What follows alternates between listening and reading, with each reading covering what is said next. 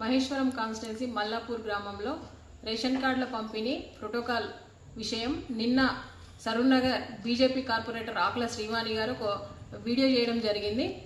ఆ వీడియో సవితమ్మ వేదిక పైన డ్రామా చేసిందని చెప్తుంది. అది డ్రామా కాదు తల్లి, నువ్వు ఆ కార్యక్రమానికి రాలేదు, నీకు తెలియదు. అక్కడ అధికారికంగా జరిగే కార్యక్రమము.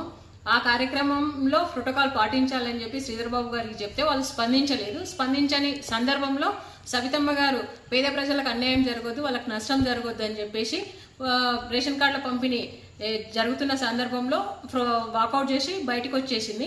ఆ సందర్భంలో కూడా ఆకుల శ్రీవాణి గారు సవితమ్మ ఈ మధ్య ఏడుస్తుంది అని అన్నది. అది ఏడుపు కాదు తల్లి. అక్కడికి వచ్చిన సందర్భంలో జర్నలిస్టులు మా పైన పోలీసులు దాడి చేసి అని చెప్పడంతో సవితమ్మ గారు అసలు కొట్లాడి తెచ్చుకున్న తెలంగాణ రాష్ట్రంలో ఏం జరుగుతుంది, కాంగ్రెస్ ప్రభుత్వంలో ప్రజలంతా అధోగతి పాలవుతున్నారు, మహిళలకు రక్షణ లేకుండా పోయింది, జర్నలిస్టులకు రక్షణ లేకుండా పోయింది అని చెప్పి ఆవేదనతో మాట్లాడుతున్న సందర్భాన్ని నువ్వు వేరే రకంగా అర్థం చేసుకొని మాట్లాడితే అది నీ విఘ్నతకే వదిలిపెడుతున్నా. ఇంకొకటి, నువ్వు సవితమ్మకు మతిమరుపు వచ్చింది అని అంటున్నావు.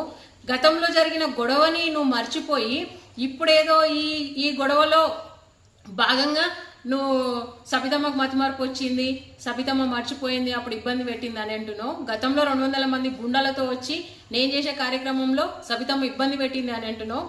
అది గుండాలు కాదమ్మా, అప్పుడు వచ్చింది బీఆర్ఎస్ పార్టీ కార్యకర్తలు. ఇంకొకటి అభిమానులు. సబితమ్మ అంటేనే అభిమానం చాలా మందికి. ఎక్కడ పోయినా సబితమ్మ వస్తుంది అని ఒక మెసేజ్ పోతే వేల సంఖ్యలో అభిమానులు వస్తారు. అదొకటి తెలుసుకొని మాట్లాడు. ఇంకోటి, మహేశ్వరం కాన్స్టిట్యున్సీ అభివృద్ధి గురించి నేను నిలదీసినప్పుడు నాపై 14 కేసులు పెట్టింది సబితమ్మ అని అంటుంది, పెట్టించింది అని అంటుంది. నీవే తప్పు చేయనప్పుడు కేసులు ఎందుకు పెడతారు? అయినా మహేశ్వరం కాన్స్టిట్యున్సీ అభివృద్ధి గురించి మాట్లాడే అర్హత నీకు లేదు. ఎందుకంటే నిన్ను గెలిపించిన నీ డివిజన్ ప్రజలకి నీవేం అభివృద్ధి చేసినావు? సబితమ్మ వస్తుంది అన్నప్పుడు స్థానిక శాసన సభ్యురాలని చెప్పి ఏ రోజైనా నువ్వు పోయి ప్రోటోకాల్ ప్రకారంగా పోయి నీ డివిజన్ ప్రజల కోసము నువ్వేదైనా ఫండ్స్ అడిగి తీసుకొచ్చినావా? లేదు. ఏదో ఎప్పుడో గొడవ జరిగిందని చెప్పేసి నువ్వు బయటికి రాకుండా వీడియోలు చేసి అప్లోడ్ చేసుకుంటా పొద్దున పోయి ఒక కాళ్ళ దగ్గర కట్టగట్టి వీడియో పెడతావు. ఏదో చిన్న చిన్న వీడియోలు చేసి నువ్వు వ్యూస్ కోసము వీడియోలు చేస్తున్నావు. చేసుకో, కానీ నీవు వ్యూస్ ఎక్కువ చూడాలని చెప్పి సబితమ్మ ఫోటో పెట్టుకొని వీడియోలు చేస్తున్నావు. నీకు ఎందుకంటే నీ వీడియోలు చూసేది కూడా తక్కువ కాబట్టి సబితమ్మ ఫోటో పెట్టుకొని వీడియోలు చేస్తున్నావు.